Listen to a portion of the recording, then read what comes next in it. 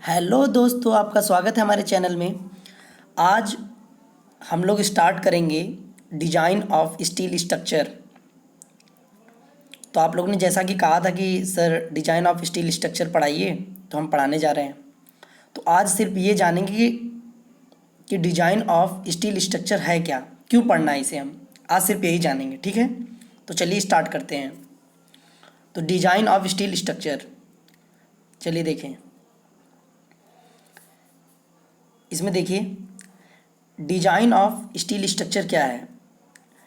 कोई भी प्रोटोटाइप का मीन समझ रहे हैं। जैसे कोई भी एग्जांपल, कोई भी चीज़ हमको बनानी हो, प्रोटोटाइप होता है। कोई भी स्टील स्ट्रक्चर का प्रोटोटाइप क्या है। जैसे railway bridge, railway platform, bridge, culvert जानते हैं, पुलिया। ये सब हमको जब बनाना होता है तो हम उसको स्टील से बनाते हैं, इसलिए उसे स्टील स्ट्रक्चर कहते हैं। तो इस पर क्योंकि डायनेमिक लोड आता है, डायनेमिक लोड आता है, इसलिए हम स्टील यूज करते हैं। स्टील क्यों यूज करते हैं? क्योंकि स्टील स्ट्रेंथ भी बहुत ज़्यादा है स्टील की, और डक्टिलिटी भी ज़्यादा है। डक्टिलिटी मतलब समझते हैं ना, कि उसे ताना जा सकता है, मतलब खींचा जा सकता है। तो स्ट्रेंथ भी ज़्यादा है और डक्टिलिटी भी ज़्यादा है। डायनेमिक लोड मतलब कि इस पर तेज़ी से ट्रेन आ रही है। मान लीजिए प्लेटफॉर्म पे तेज़ी से ट्रेन आ रही है, ब्रिज पे, रेलवे ब्रिज पे तेज़ी से ट्रेन जा रही है, तो जो गतिक भार होता है उसे डायनेमिक लोड कहते हैं। तो उसको सहने के लिए हमको स्ट्रेंथ ज़्यादा चाहिए और डक्टिलिटी भी चाहिए। अगर हार्ड रहेगा तो टूट जाएगा ब्रिज, इसलिए डक्टिलिटी भी चाहिए हमको। इसलिए स्टील से बनाते हैं। हम क्या करते हैं? स्टील से बनाते हैं हम स्ट्रक्चर को। तो ये जो प्रोटोटाइप है जो हम बनाने जा रहे हैं, रेलवे ब्रिज, और भी आप लोगों ने एग्जाम्पल देखा होगा, टावर देखा होगा, वो भी स्टील से बना होता है। और भी जैसे पेरिस का जो एफिल टावर है वो भी स्टील स्ट्रक्चर का ही है। तो इसको हम डिज़ाइन करना चाहते हैं।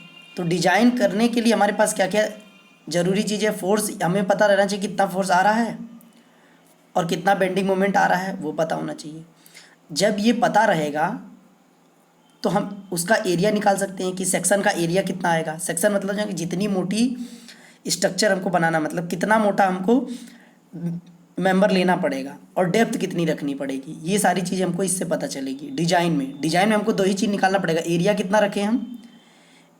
रखें हम और डेप्थ कितनी रखें। दो चीज़ें हमको पता करनी पड़ेगी। तो इसके लिए हम पहले से ही एनालिसिस कर चुके हैं। फोर्स और बीम, बेंडिंग मोमेंट बीम पे कितना आता है, शियर फोर्स कितना आता है कोई भी मेंबर पे, ये हम सोम में पढ़ चुके हैं और टॉस में पढ़ चुके हैं। सोम आप लोगों ने पढ़ा होगा, टॉस नहीं पढ़ा होगा। टॉस में थोड़ा सा सोम का ऊपर का वर्जन आता है, थोड़ा सा और ऊपर पढ़ा जाता है कि और अच्छे से एनालिसिस किया जाता है। और टॉस पढ़ने के बाद ही मेन अच्छे से समझ में आता है कि हमको डिज़ाइन कैसी करनी है, ठीक है। तो हमने बताया प्रोटोटाइप स्टील स्ट्रक्चर में example railway bridge, culvert bridge और रेलवे प्लेटफॉर्म। क्योंकि इस पर डायनेमिक लोड आती है, गतिक भार आता है, इसलिए हम स्ट्रेंथ ज़्यादा है स्टील की और डक्टिलिटी ज़्यादा है, इसलिए हम स्टील से बनाएंगे, ना कि कंक्रीट से। कंक्रीट से बना देंगे तब तो बेकार हो जाएगा ना वो, क्योंकि हमको तुरंत बहुत ज़्यादा भार उस पर तुरंत आ रहा है और उसको स्टील ही सह सकता है, ठीक है। कंक्रीट भी सह सकता है, ऐसा नहीं कि कंक्रीट नहीं सह सकता। मेट्रो उसी से बन रही है, मगर तुरंत बनाना है तब क्या करेंगे? जल्दी से बनाना है तो क्या करेंगे? स्टील स्ट्रक्चर यूज करेंगे, ठीक है। तो डिजाइन जो भी हम करेंगे उसके लिए हम फोर्स और बेंडिंग मोमेंट हमें पहले से पता होना चाहिए। BM मतलब बेंडिंग मोमेंट और फोर्स पहले से पता होना चाहिए, जो कि हम एनालिसिस कर चुके हैं सोम में और टॉस में, स्ट्रेंथ ऑफ मटेरियल में और थ्योरी ऑफ स्ट्रक्चर में, ठीक है। अब देख लेते हैं कि steel for dynamic loading, steel dynamic loading के लिए क्यों उपयोगी है, क्यों हम स्टील का यूज कर रहे हैं? क्योंकि इसकी स्ट्रेंथ बहुत ज़्यादा है, इसकी डक्टिलिटी मतलब तनने की क्षमता रिक्वायर्ड क्या है, बहुत ज़्यादा है। कोरोजन इसमें नहीं होगा, मतलब जंग नहीं जल्दी लगेगा। और मेंटेनेंस रिक्वायरमेंट भी लेस है, मतलब उसको मेंटेनेंस बार बार नहीं कराना पड़ेगा, ठीक है। बार बार मेंटेनेंस नहीं कराना पड़ेगा। आगे देखिए इसके डिमेरिट्स क्या क्या हैं, डिमेरिट्स भी जान जाइए। ये लिमिट शेप और सेक्शन में अवेलेबल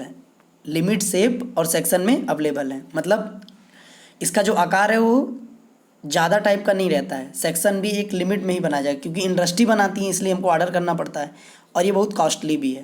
दो लिमिट्स हैं इसकी, बहुत ज़्यादा जहाँ पे पैसा नहीं रहेगा वहाँ पे हम स्टील नहीं लगाएंगे।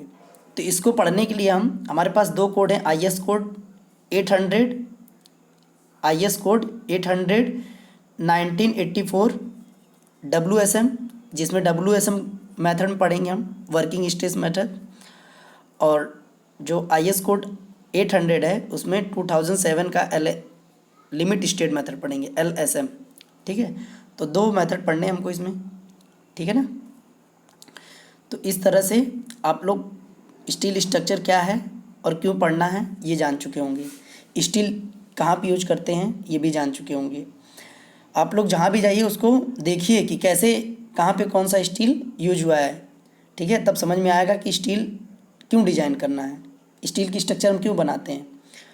कहीं पे कंक्रीट के, कहीं पे स्टील के स्ट्रक्चर बनाते हैं, ठीक है। जैसा उपयोगी रहेगा वैसा हम बनाएंगे। जहाँ पे हमको स्ट्रेंथ बहुत ज़्यादा चाहिए होगी, डक्टिलिटी ज़्यादा चाहिए होगी और डायनेमिक लोड आ रहा होगा, वहाँ पे स्टील स्ट्रक्चर हम बनाएंगे।